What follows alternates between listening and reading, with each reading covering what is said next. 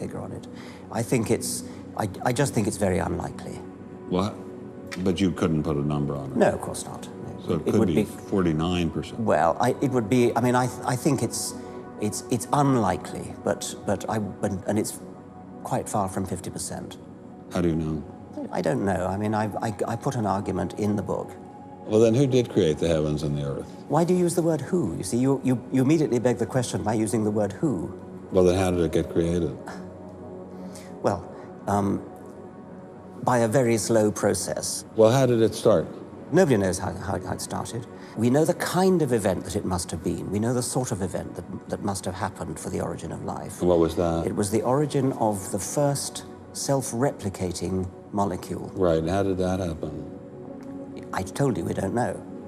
So you have no idea how it started? No, nor has anybody. Nor has anyone else. What do you think is the possibility that intelligent design might turn out to be the answer to some issues in genetics or in evolution?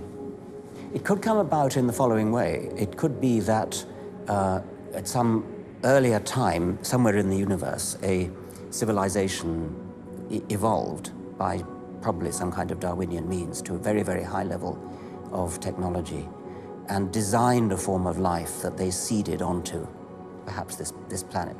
Now, that is a possibility and an intriguing possibility. And I suppose it's possible that you might find evidence for that if you look at the details of biochemistry, molecular biology. You might find a signature of some sort of designer.